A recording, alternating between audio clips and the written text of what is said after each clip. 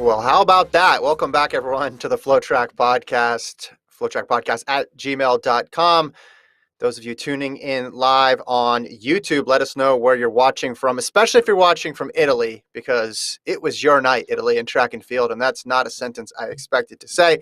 I'm Kevin Selly, and I am joined today by Texas quarter miler Serenity Douglas, host of On the Run. Serenity, how are you?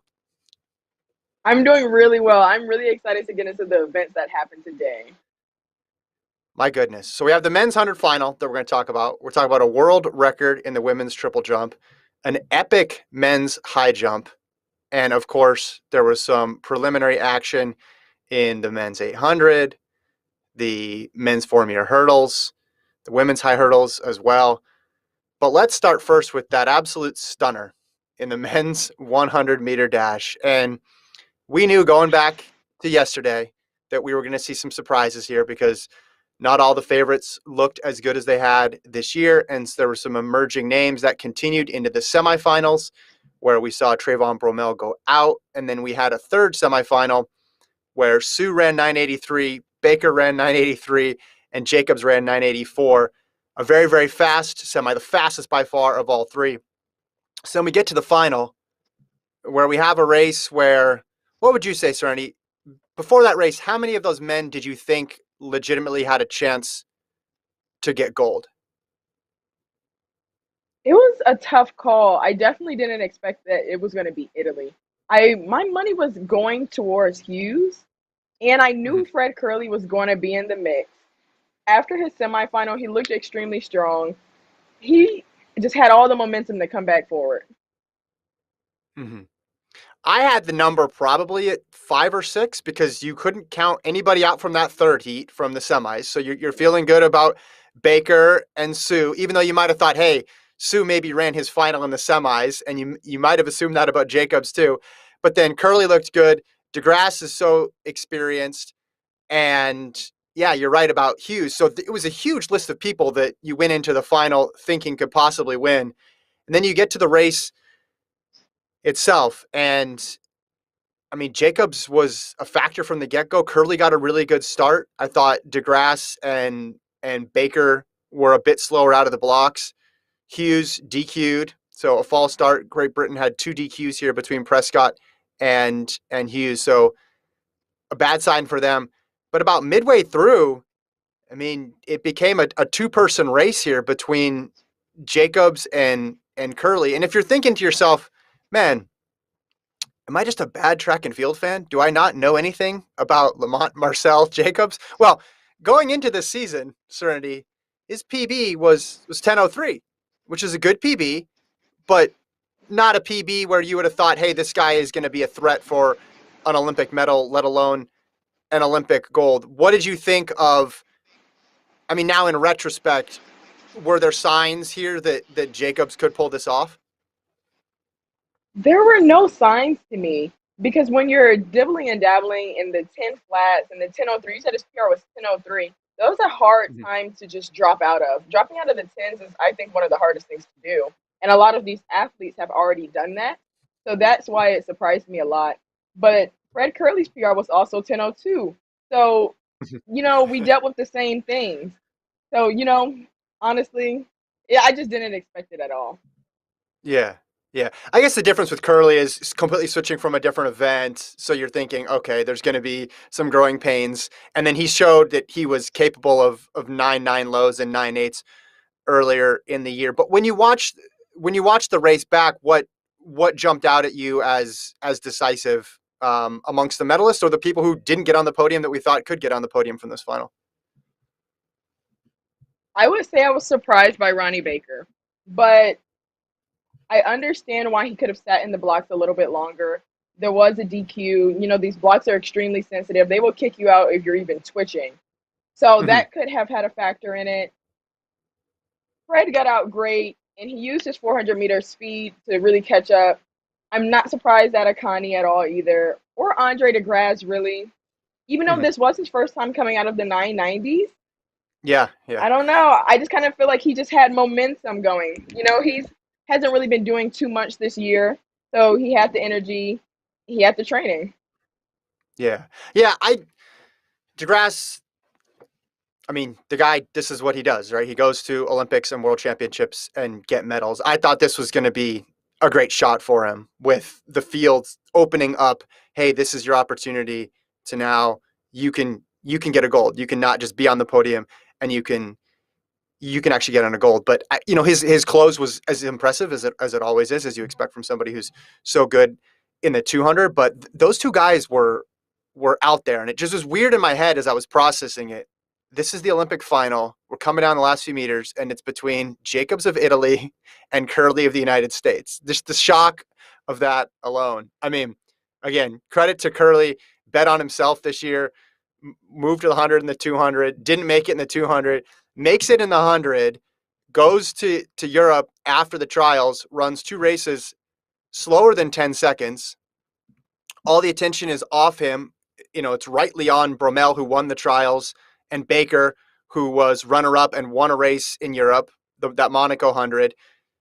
So we're not, again, probably not giving Kerley his credit coming into the Olympics, and then comes away with a silver medal. Just the back and forth, the rhythms of this whole season, forget even before 2021 when he wasn't even running hundreds. Forget all that. Just this year alone, it was up and down and all over the place. Just a wild ride for Fred Kerley. It was, but at the same time, his tweet and the way he acts, the way he posed, I know that shouldn't matter so much, but Mhm. it has always made me nervous a little bit. Every time, I'm even thinking, okay, like let me just doubt Fred Kerley. He tweets something like, I just had the best practice of my life. This is the year. I was, like you said, I just was not expecting it. But at the same time, that's that 400 training. He's able to get through the year, able to go through the rounds. Those meets over in Europe were just they were just reps for him in a way, just Mhm. training. So, and this will be a lot of momentum for the 200. Yeah, well, he didn't. He remember he didn't make it in the Oh 200, yeah, he which is the didn't. He crazy didn't. the crazy thing here. We have a guy That's who's crazy to a met hear.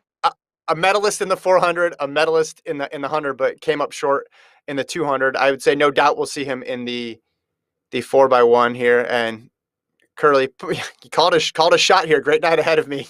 Hashtag I am history for Fred Kerley. I mean, these times too. 980, 984, 989, solid times. Of course, we weren't going to see the Bolt era times, and Christian Coleman Mm-hmm. ran under 9.8. But when you're missing that many big names and historical figures, you expected it to be slower. So given the personnel in the race, pretty good times. I mean, the top three came out with the best races of their lives, and the list of people who've run under 9.8 is really really small. So for Jacobs to do that, to run right at 9.8 for Italy, is a huge marker for him. And he's 26 years old now. So you think, hey, this guy could maybe potentially go on a run in these next couple of years, because we got three championships coming up: 22, 23, 24, 25. Actually, 20. Let me count. I had no sleep last night. Starting. Let's try this again: 22, 23, I 24, was up 25. at 6 a.m.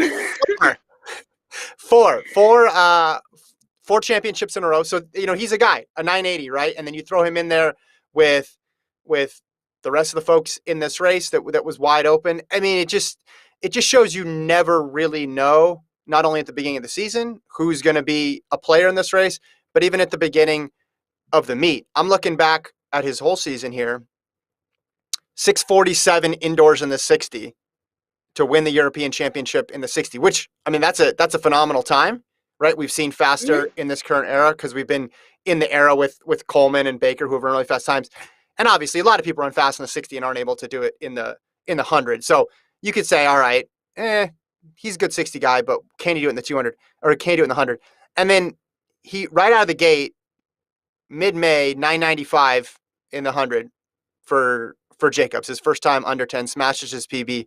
Then a bunch of stuff above 10, and then Monaco 999, got third, so he got beat by Baker there, and then he came to the Olympics. So before this meet, he had only run under 10 seconds twice in his life, then runs off a 994, a 984, and a 980. Anything's possible. The Yeah, times right. were not slow. The times were not slow. I have Yeah. to give it to him. Maybe it was the momentum from watching his teammate. You Hmm. know, they hugged right after. It was just a good day all around for them. That was a great moment. And again, yeah, didn't expect it to be Italy's night. We'll talk more about the high jump later, and that was a really surprising end to that competition. But just in general, so you look at the 100, that group that made the final, it was pretty diverse geographically too. Of course, you have Baker and Kerley from the U.S. You have Sue from Hmm. China. You have Hmm. Jacobs from Italy. You have Zarnell Hughes from Italy. You have Simbine from South Africa. You have Adekoye from Nigeria, and you have DeGrasse from Canada. So pretty wide geographic distribution here in the final. And And no for the Jamaicans. right, yeah, That just yeah, looks so weird to see. yeah. Well, no Jamaicans and someone from Italy coming away with 100-meter gold. I'm sure I'm gonna look this up real quick here to see if there's ever been a let's see the Italian 100-meter champion list. I'm pretty sure is now just yes, it's just Marcel Jacobs. He is the first Italian man to win the 100-meter gold medal. I didn't want to say something and then someone be like, no, in 1912 they had a guy who ran 10.5 and won the whole thing. No, it is Jacobs. He stands alone in He said in history. history. Yeah, I mean, just amazing to take because it was wide open, right? But someone had to go in and grab it, and by running a 980, I think he proved legit Olympic champion there. So congrats to Jacobs, who I believe was born in Texas. Serenity was born in El Paso, He's Texas. a Texan. He's a There you Texan. go. Okay. That could have a lot to do with it. I mean, Tell look me at what you. Fred. Yeah. Yes. Exactly. Two from Texas. Yeah. Born in El Paso, Texas. Marcel Jacobs says he moved to Italy as a child, so moved quickly to Italy. His mom is Italian. His dad is from the U.S. Or only spent less than a month of his childhood. I don't know if Texas can take credit for it. As someone who now lives in Texas, I know Texas is really this too, Serenity. Texas is really good at taking credit for things from Texas, but if Yeah, he's only here from a month, I don't know. I don't know about that.